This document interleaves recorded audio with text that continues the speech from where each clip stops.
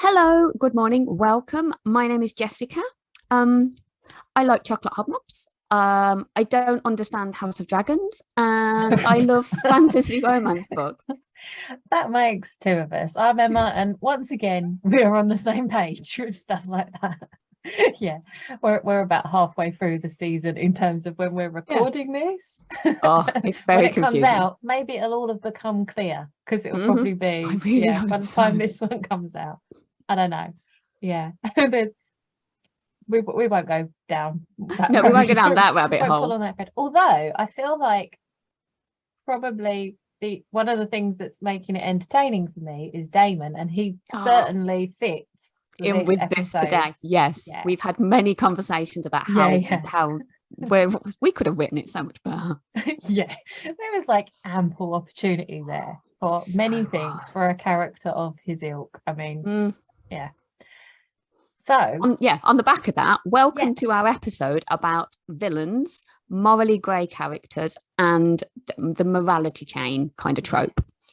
yeah, which is going to be quite a juicy one. I've got some quite interesting notes on this Oh, one, okay. and I'm looking forward to hearing what you think. Because yeah, it's like I found it quite tricky, but I'm Yes. not sure you did. I feel like this is Oh, the area you will teach me a lot. see, there's no pressure now. No Hopefully, pressure. yeah, Yeah. into my dark black soul. Let's get into it. Yeah, let's look into Jess's dark mind. The void. We'll see you soon.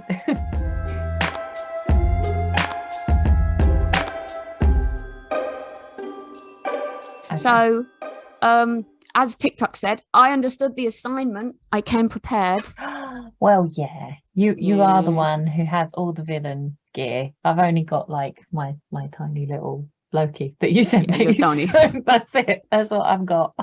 I'm bringing you to the dark side one small fragment at a This is time. it. Yeah.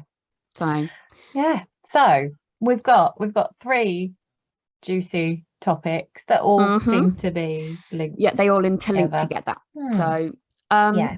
I yeah. tried to pick a book that sort of symbolized each. Did Oh, you I go just for that, or no, just you just no. no, just ones I you like? I was like that one, that one, that one. Yeah. So, Okay, okay. well, okay. So the one that I mainly picked is Hmm. it's kind of, I suppose it's the morality chain thing Okay. because it was Yeah. from the author that I Yeah. heard what a morality chain was. Because at the Okay. time, the trope didn't really, I knew of it. Because, yeah, if it's Hmm. not fantasy romance, I do the dark, I do the mafia, the taboo, that's fine. I do all that sort of stuff. Hmm. So, yeah, when it came to sort of their side of tropes, the bad guy and being drawn away from that, yeah, Mm. that's kind of where it sicked in. So Okay. I read up the official definition, which official, the Google definition, obviously gospel. So yeah, the morality chain is a character who is the reason that another person does good. So yeah, Okay. they can still be the most horrendous asshole in the world, but yeah, for that one person, they can actually become Okay. a little bit better. Yeah. So yeah, I will say actually before we get into all of this, with this sort of thing, triggers are a big issue. So any Yes. triggers, anything, contents that you need, please go and look at any author's Yeah. websites or Amazon or anything because they That's can it. be a lot trigger heavy. We'll always put all of the books that we talk about in the show Yes. notes so that you can go off, and usually with a link so that you Mm-hmm. can go and find them, so you can go and have a look at any content warnings that there might be for Yes. them. Indeed. So Yeah. back on topic for very Yes. quickly, weirdly. So yeah, Yeah. my first book is it's by Katee Robert. Now, again, same Oh, as yeah, yeah. last book, I found this one from others of hers because she writes in all different genres. She does loads of Yeah. contemporary, loads of paranormal, all sorts of bits and pieces. She's Oh, fantastic okay. with that. Hmm. So I found her trying to find my Hades book. Oh, So yeah. We were going we were through, on the hunt, yeah, weren't on the we? Hades hunt. And I Still not found really one. found one since Well, the this one was we it. had. Yeah. Yes. So I found the one that Katee Robert did, and then I got into the series and read one of the next ones, which is Yeah. Electric Idol, which is what I'm Um, picking because it was just everything about it was fantastic. So the series is linked to Greek gods, and they're kind of like the gods with the names are in this world, and it's the word in our world, but it is technically called Olympus. So it's a made up world, but it is our world. So okay. So, and the positions are kind of the names of the people. So Zeus is always Zeus in his position, but another person will take over the role. So it's like Arthur Christmas. Yeah. So the next person comes in and takes the name. It's like a figurehead, and then someone takes the role. I see. So, and there are levels. So you have your inner circle, and they fan out to the children who are the given namesakes of them. So this book is Psyche and Eros, and basically he is his mother's assassin. You're born and raised to be Aphrodite's assassin. And he's just evil to the bone. Ooh. And Psyche is the really nice good girl, and basically Aphrodite puts a hit out on Psyche, and Eros meets her and he's like, I don't want to do that, because the first time he meets her, she's kind of saving him from stab wounds and stuff. It's really nice. And he meets her and he calls her away and to kind of kill her, your heart in a box kind of thing. And she turns up thinking that he's gonna try and speak to her about deflecting information and news and press away from them, and he's like, no, I'm basically here to kill you. And she's like, oh. And she's just so nice that just didn't really enter her head that that's the sort of thing that he was going to do. So basically you've got evil assassin, which is good in itself, and then he proposes marriage to save her from his mother. So then you've got the arranged marriage in there as well. So kind of it's all of the bits and pieces. So excellent. That is the one I've heard of. Being a lot of people's favorite in that series. I mean, I think I would probably start with that one then, just to wind you up. Well, this is it. I wouldn't go for book one. I'd be like, you recommended it, Jess. I really did. Book two, what am I supposed to do? In theory, if I was going to read the series again, I would want to start with this one. So didn't hear me say that. Go. Oh my God. What do you mean? Didn't hear you say, I've got it recorded. I can make a sound bite. Can see it. I can send that back to you. Brilliant. Just on repeat. This is my ringtone now. But no, it was epic. Loved it a lot. And I think it's quite nice to give Katee a boost at the moment. Have you heard what's been going on for her? I have seen it, yes, bless her. Seriously. Jesus Christ. Sorry. If you do go on Twitter and you see anything linked to that, then get behind it, because seriously, people can't be expecting to. No, it's not reasonable to expect someone to hand sign 7,000 of anything. Plus, even if with they've a disability. Not got a disability, but it's just not and an agreement that's made. That you don't even get to have a say in. You just meant to feel grateful for it. Not good. So be better, Katee Roberts' books, and don't mind if she hasn't signed them. Just she has. She had it in her hand, and she put the stamp on. That's good enough, frankly. Writers have spoken. Yes. Right. So my one, I'm gonna talk about another author just for a moment. Was recommended to me by a lovely author who you've met now, Lucy Keeling. I have, yes. You met her at the RNA conference. Yeah, she said this was a really fun book. If you want to read something other than fantasy or sci-fi romance, you fancy a bit of contemporary, she does very cool rom-coms, like Just Friends, Just a Boyfriend. It's like the Just Friends series. Very cool. I wanted to give her a little drop. So she recommended this one to me when we were talking about the podcast, and it's That Time I Got Drunk and Saved a Demon by Kimberly Lemming. I have seen it. On my rounds. It is so fun. It's really it's one of those things that you could imagine it as a TV series, and it's like she's not the chosen one. It's a full-on normal fantasy with a an epic adventure and a quest kind of thing, but Sin is like, she's the daughter of like a farming family who live in the village, and she's got her own bit and everything. She's independent and stuff. They grow cinnamon, but she's just a bit. And yeah, cinnamon, I know. It's like, whoa. It's made for me. Every so often, I can't remember how many years, they have this ceremony where they pick the chosen ones who will go off and do this mysterious quest, and they very rarely come back, to keep a divide between their world and the demons that are on the other side that are trapped. And there's these different shrines to their goddess who has trapped them there, and then the chosen ones have to go off and do this thing, and basically they're having this big festival, like shindig thing. She gets quite drunk. She wants to eat a lot of cheese because that's what she does when she's drunk. She's just so good, so she much sounds fun. so awesome, totally relatable. And she wanders home, and like one of her neighbors tries to rob her, and she knows who they are, and then he runs off when I think she throws something at him, and she goes off to try and track him down because she's drunk and angry. And she stumbles across somebody else in this field, and he starts chasing her. She's gone to help him, and then he's like, you've got to go, you've got to run. And then he starts chasing her, and when he catches her, she like, all she's got is some of the cinnamon. She throws it in his face, and that kind of clears the fog that was making him, the rage that was making him chase her. And then the following day, like, she goes into her parents' house and like barricades the door. She's up all night, and her family are like, are you sure? Was you just a bit too drunk? A little bit too drunk. Yeah. But he turns up that morning at breakfast, and he's like, I don't know what you did to me, but you cleared my mind. And he's basically a demon that's escaped from the other side. And and he needs her to help him to destroy all the shrines, because they've all been told this lie.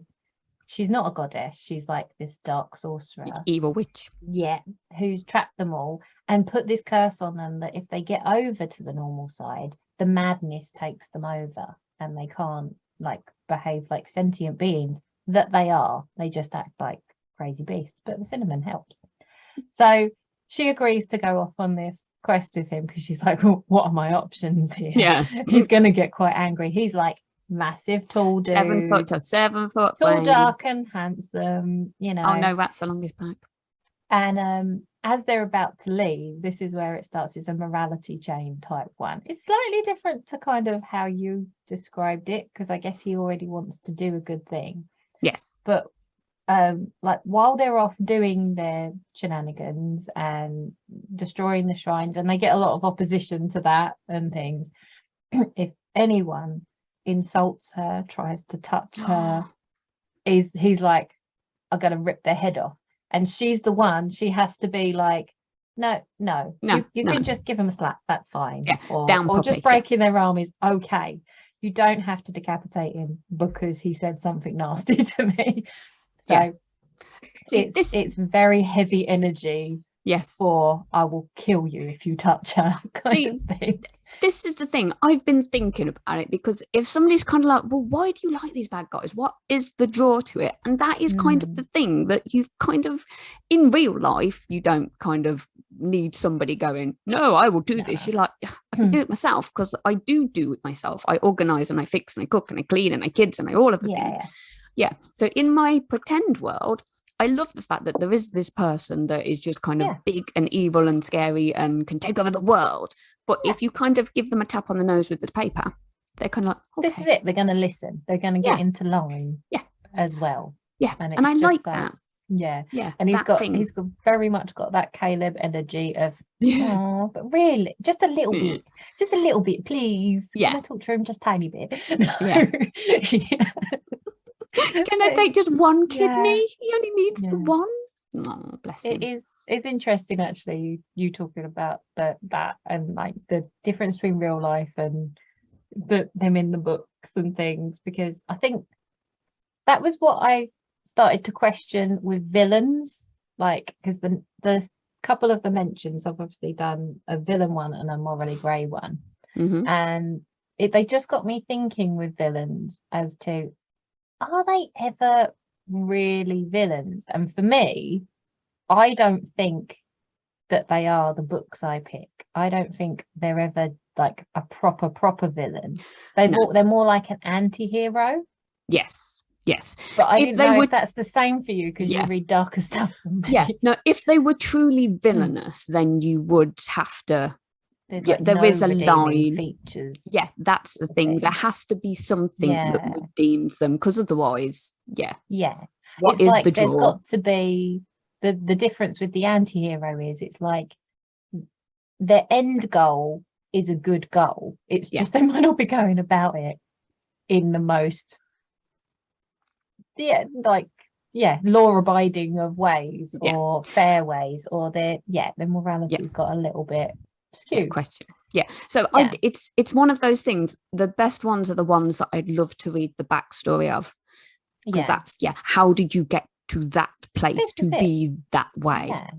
And I think that's why they're so interesting. Like when they've done all of these, like even with the YA books that have been doing the retellings for the Disney films, like the Disney villains, and they're retelling them from their perspectives. I mean, so many of the retellings now are from the perspectives of the villains, and they're interesting because it's like, well, what made them feel like they had to go to those lengths? Why did they act that way? And I think it probably all started with Alan Rickman in Robin Hood, Prince of Thieves, if I'm fair. That's probably where liking villains began. That was Alan Rickman. That sit up of ooh. You're just entertaining, you're fun, you're dynamic. What is it that's going on in your head and why? And you kind of get into it that way. He was just a villain though. It was nice. Just perfect. So well done. But if you sit and write them, I suppose with your rom-coms you never really get much chance to go super dark with it, but it's your everything can just go that step further with them as well, because you have to draw a line. If you've got a good nice hero or heroine or whatever you're writing, sapphic or whatever, you kind of, there's a line you have to stop at. With a villain you can just push it as far as you want, and I just like that as well. It's fun, and it can open up so many different avenues. They can be fun as well. That's the thing, it can be dark, but I think the nice thing with the sci-fi and fantasy romance is it can be a dark thing. Like you can have a villain, but you can also have the humor, like that one. And actually my second one is quite funny too. But you're right, like in a rom-com it would completely skew it. You can't have like a normal Joe Bloggs you could come across on the train having shoved someone out of a window or something. You just be like, no, pulling their heart from their thank chest. you. No, it's like you can't have the balance of the funny and the dark. Dark stuff, but not a dark hero or a dark heroine sort of thing. Wouldn't work so well. So what's your second one then? Okay, so while I was doing them both, I kind of realised that mine kind of all slip into the same sort of Stockholm syndrome, which I didn't mean to happen, but it kind of just did. And they're both the initial-ish part in quite a long series. So they're very, very well-grown villains and morally grey people I have. So my first one is Guild, which is Raven Kennedy, which kind of goes through all that series, which I think we discussed recently. And so this one's a retelling of the tale of King Midas, but there's a bit of a twist to it, which I won't give away, because as I said, there's I think there's 5 books in it now. I've only done up to the 3 at the time. It's very popular. I hear like raving about it all the time. I just it's a big TikTok one, isn't it now? Huge. So I did it ages ago. I kind of got the first one when it came out, and it's kind of, it's one of those things that I'm not for slow burny. But it sort of does take a while to get into this one, but the world building is there, and it is so good that you can't not keep going. Sometimes this is slow burn is it does the job. Especially it starts with your first page is an orgy. And she's in a cage, she's in like her gilded cage, and it's like, okay, I like where this is going. But am I right in thinking this is what we're talking about, the actual love interest isn't No. like strongly there to begin with. But is he the villain you're talking about? Or Well, are you talking about other villains in the story? Okay. So there's the twist of things. So Ooh. yes. So we have, I'm going to say, I noticed I picked people with names that I don't know how to say again, but I'm going for Auron because that's, I don't know how else you would say it. That's me going that way. So she is the main heroine in this, and she's got Midas who's there, and they've been friends for years, and he is her special thing. She's very Stockholmy. He's kept her protected and gilded and everything else. And then Commander Rip comes in, who is kind of way down the line, who is kind of the runner for the Ravenger King. So you've got all of these bad guys coming in. So the villains are obviously the Ravenger King. With a name like that, you can't really expect much else from him. And King Rip is kind of the embodiment of him. So he is not the good guy. He is the villain in question. But as you read on, and with the mention of the Stockholminess, things twist and turn, and you figure out that the villains maybe are not as villainous as you thought they were. And the good guys are a lot more morally questionable. So it kind of ticks a few boxes because because it stems through so many books, you get so many new characters in it, and yet they all kind of walk that line, and it's very good. That's quite similar to my second pick for a villain then. I've gone for Luxuria by Colette Rhodes, which is a monster romance one. And there's hunters and shades, and the shades have their own realm, and they prey on people and their fear. That's how they get energy, and it's like their life source kind of thing. And the hunters are there to keep control of them, keep them on their side. They're in control of portals and stuff like that. And but the what's her name, Ophelia, she's one of the huntress. She was born into the huntress families, but she's being ostracized because they found her stash of monster porn. So she was basically, my mum won't ever watch this, so it's all fine. She was basically caught out. She's always been fascinated by the shades and couldn't help it. Like, she's going through her teen stage. She's like an artist. She made it herself. It's not like she went on the internet and did questionable things. So all good. They found that, so they ostracized her, and now they've come a calling because they need an arranged marriage to the King of the Shades, to Alaric, and she's not unhappy about it. So can't say I blame her. And the thing with the shades is it's like scent thing, they can smell the fear to sense it and stuff like that. But obviously her cues are a little bit different because she's naturally quite turned on by them, even though they're a little bit scary. So it's no fear. They're meant to be these terrible villains, and obviously it's the similar thing of what you think is one thing is not another. It's like it all comes about, but it's just so funny in that when she's truly scared, the scent she admits is terrible, and they usually like the scent of fear because obviously that's what they need for their life source. So he tries to scare her thinking that will improve the scent. But obviously she's just getting off on that because she quite likes it when he gets close and he gets a bit growly. And sniffy, And so it's just the beginning of it in particular with this just hilarious dynamic of him thinking he's scaring her and her just liking it. It's about her internal dialogue, like her inner monologue for it is so funny as well. And he's just utterly clueless. He doesn't know. He gets really confused. It was fun, but it was that same sort of thing of he's a villain, but he's not a villain. But he's not. So who are the real villains? Do you know what I sat and read this week? I was supposed to be doing notes and planning, and I ended up reading Death until 1:30 a.m. What, the Laura Falasta one again? Why you just thought you should? Because you talked about war last week. Because I talked about so war because I'd gone through most of that, and I'm like, Yeah. I just said that Death should have been my favourite, but I've not read it for a while, so I really need to read it again. And I did. And then my brain's going, you're supposed to be reading the other one. You're supposed to be reading the other one. It's not light yet.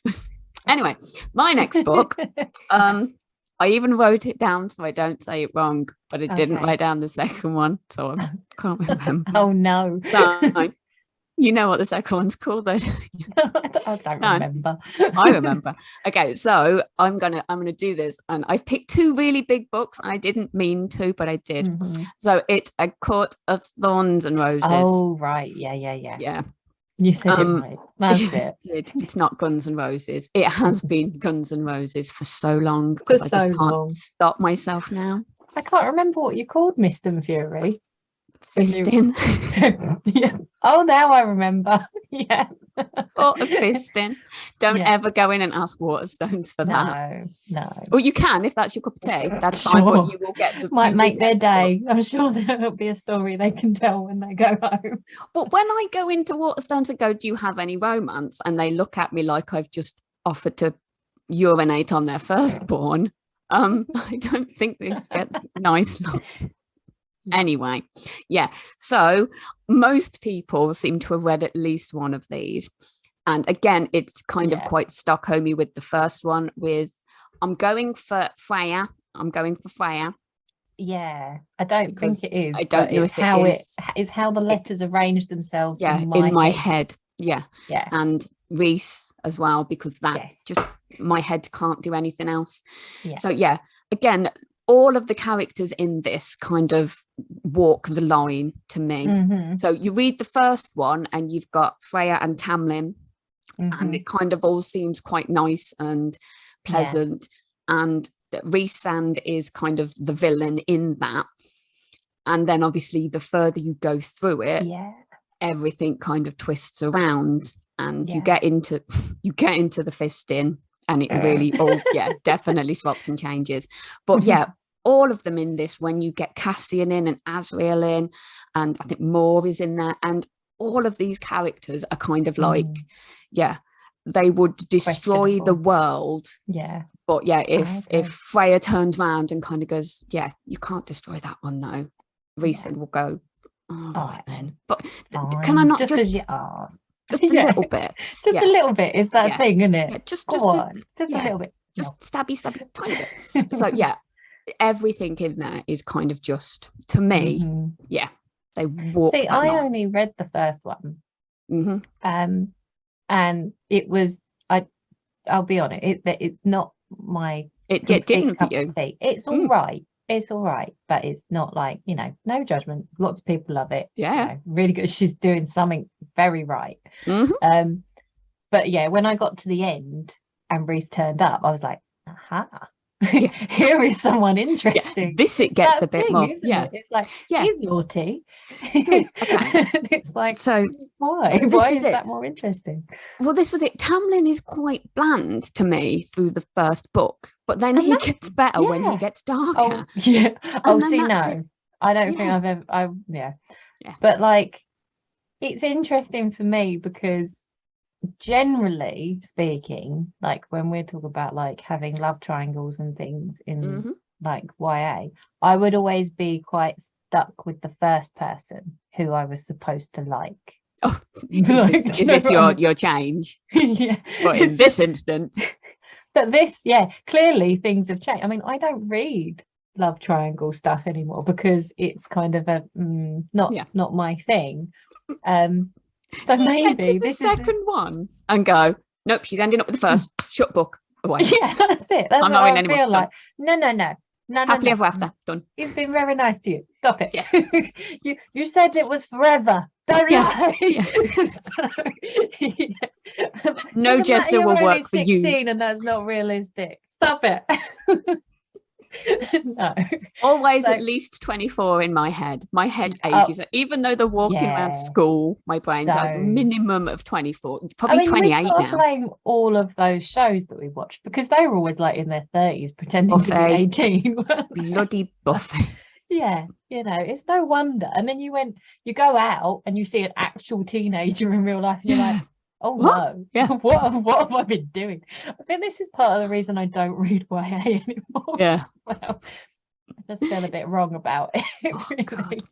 Yeah. Because that's the thing, because I like romance. Mm. So it's like, if I want it feels weird with teenagers. With the kids So, in it, yeah. yeah. When I was closer to that age, it was not so much of a problem. Well, But this is it. I am waiting. I'm awaiting one book, which I think is one of the ones I mentioned later on, so I won't go too much into it. But yeah, that is YA, and it is a love triangle. And my brain, yeah, I think hopefully because I've reread them so many times, my brain will not think about other things. But we shall see.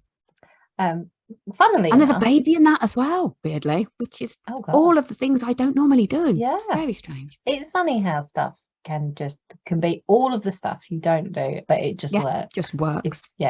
Makes you wonder sometimes. Am I like, have I misjudged? Am I being like prejudiced against certain is there things? something that I've just decided not to like? Maybe it's the author, maybe it's the I don't know. Also, we have to make distinctions somehow to choose between the many millions of books that we read. This is it. And then I reread them. Why do I do this? I've been rereading a lot of books over the last month or so, partly because of this, but also I've just found myself doing it as well. So no, there's so many new books to read. it's that picture I sent you the other day, isn't it? Yeah. So anyway, what I was saying is my last one, which I've done for Morally Grey, is I actually read it as it's a YA, but it's one of those ones that's kind of like on the cusp of, like some of them just read slightly older, even though I don't know exactly what age. I can't remember exactly what age the main character Ismay is. 24 at least. Yeah. No, but I know that the love interest is in his 20s, definitely, from what I've worked out. God, so she I needs feel to like it's she's an adult. So it's, I should say what it is. It's Grave Mercy. Robin Lefevre's, and it's so cool. It's such a cool concept. They are Death's handmaidens. They're assassins that have been raised in a convent. So it's set in Brittany. I think it's medieval time. I don't know exactly. I can't remember exactly. So they have all these different patron saints that they follow, like people follow. And obviously they follow Death. They're Death's handmaidens. They mete out his justice according to what the convent tells them to do. And Ismay is sent to go to the Duchess, who's very young and is being set up with an arranged marriage, or there's lots of politics about who she needs to marry because they want to remain independent, and lots of people are trying to take Brittany back. England, France, everywhere there's lots of that in it. Politics. But she has an illegitimate brother, Duval, who is older than her, the Duchess this is, and they don't trust him. The convent don't trust him, but they send her with him, making out like she's his bit on the side, his mistress, as a cover to get her into the court and everything. And they just hate each other because she's done a couple of missions that have got in the way of him trying to find out who's spying and what plots are there, and they've trod on each other's toes, and they're really like not getting on. So it's kind of like a hate to love romance that goes on. I really hope you say only one bed as well, because I'm there for it totally. There's not only one bed, but he has to go into her room every night to make it seem like might as well be. I know, it's so. When I read this book for the first time, I was like, this is everything I love. What is going on? And he's like Morally Grey because he has not only did they not trust him, but he broke his oath to his patron saint because he was in the army, and I forget who it was. I think it was Camulus or something like that. And he broke his oath, and you find out later why.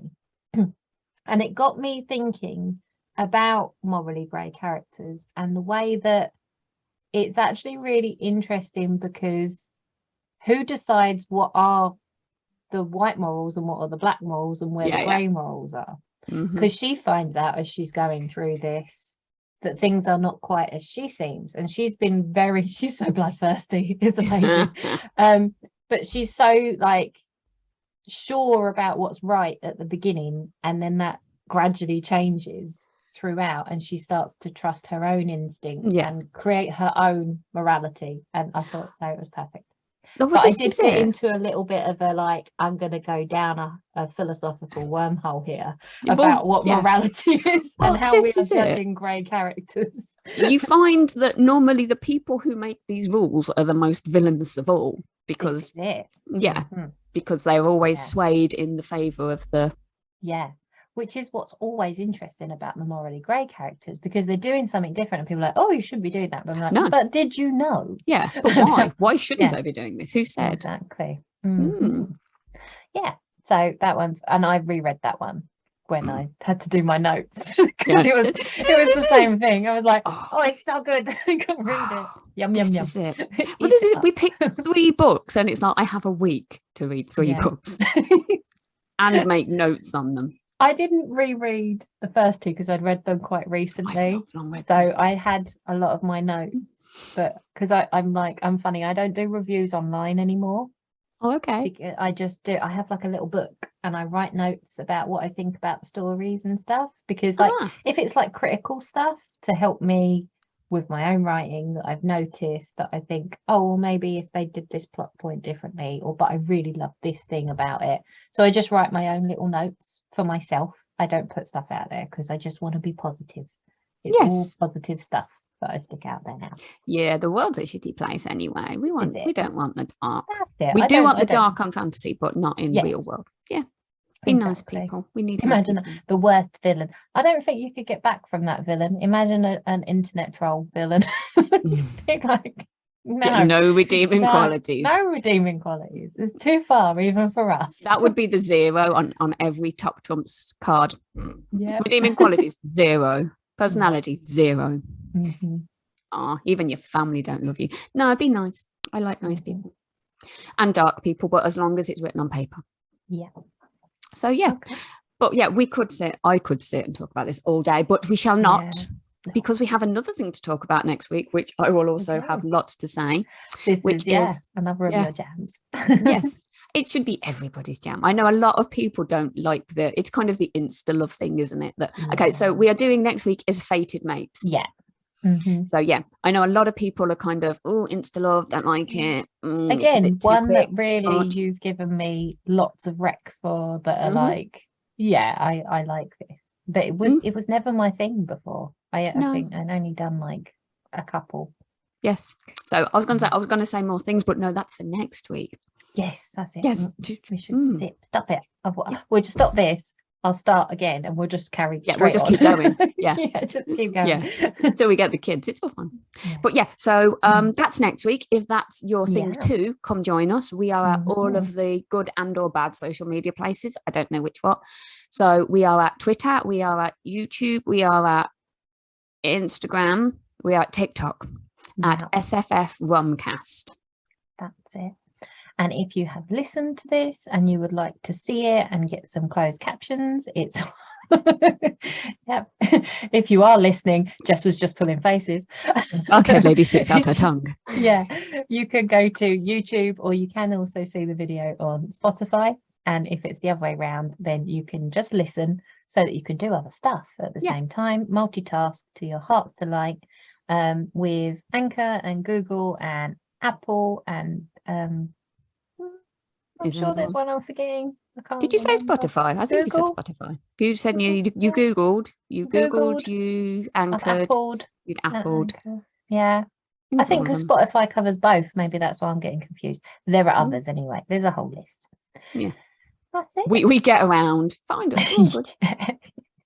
And we forget about it. Oh, it's the best way. Excellent. So bring your coffee, pull up a chair, come join us next week and have a lovely time till then. Yeah, that's it. Bye. Bye.